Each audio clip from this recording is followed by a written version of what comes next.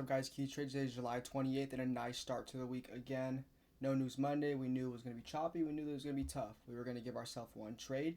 That trade ended up playing out, and that's a done day. Coming to my pre-market plan, I said the market ripped overnight. Currently in a sell model pricing. I wanted to see the early short down to fill the new week opening gap. And if we see aggressiveness, I wanted to see us into the 4 hour, which did not get met. On longs, it was an internal sweep up to the 1 hour. So we got that internal sweep long up to the 1 hour, and then the short back down to fill that gap. So here was my basic analysis behind the trade. Again, my TP wanting to see us fill this gap, and we just did not get that in our trade because of the choppiness. The 1 hour fair value gap I was looking at was this fair value gap here, and then this one up here. So we actually ended up getting that early morning sweep. Right, we ended up sweeping lower up open. We ended up getting that super choppy, nasty reprice up. Was there a way to get a trade on this setup? Not really. NQ was buying up, and ES was running lower. We were so far apart, it was very scary to touch the market. But when I got my pieces of confluence, when I got everything I needed to see, I was okay trying this setup out at small size. So we see a sweep of the opening highs, sweep of this high, and we were priced into that 1 hour fair value up and immediately rejected. And we left an SMT.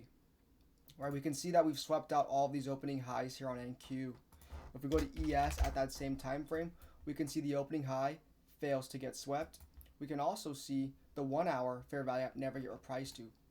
So we end up respecting the 5 minute bearish on ES, leaving that small SMT off of the 1 minute, also leaving an SMT at the 1 hour as NQ were priced to the 1 hour, ES did not. So two SMT confluences there. And 2 points of entries for us. Number one was going to be this small CISD entry short. This is where I ended up picking my position short, and I also could have called and waited for this. How do you trade No News Monday? Number one, you're going to want to go small size. Why do you want to go small size? Because look at the price action. You do not want to risk a lot of capital in this market. Number two is going to be loosening your stop loss up. Usually my stop loss would be placed here, which would have been fine. I ended up actually putting my stop above the 1 hour.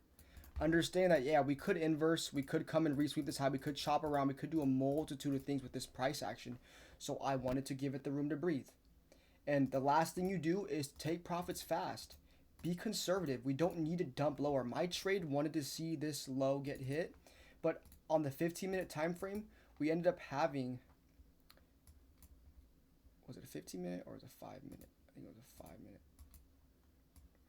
Well, it doesn't. Oh, it doesn't show on it doesn't show on MNQ, but on NQ, we had a small 15-minute fair value gap that closed here at 488. I guess MNQ and NQ are a little bit apart today, so we had that small 15-minute fair value gap. So instead of me targeting the low, which in hindsight would have actually played out totally fine, I ended up looking for a place to get an early scale, and that being 488, which was this low into the 15-minute fair value gap, and it obviously dumped straight through it. We did not get the full TP delivery. We got a nice scale here for about 22-ish points, and our stop loss was 1-to-1, 22 points as well.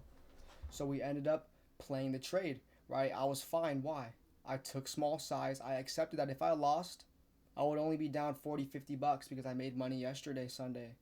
Right? So I accepted it. I played very small size. I entered. I knew it was going to chop. I knew it wasn't going to deliver immediately. We had our stop here. We had a conservative TP here. Conservative TP gets hit. And once we bought back up, I just cut the trade in profit because I knew if it delivered this low, it is 100% chance to break even us, which it ended up breaking even us, chopping, and then fully delivering our trade to plan, being the low on the day, being the new week opening gap fill. So a great quality analysis. There was a big reward to be made here at 50 to 63 points. We just did not get that delivery, which again, that's why we play conservative. We want to take our profits 1-to-1. I'm totally fine in this condition. So tips to trade No News Monday. Loosen your stop, give it the breathing room to chop, size down. Find conservative take profits because the market does not have to deliver efficiently because it's not efficient.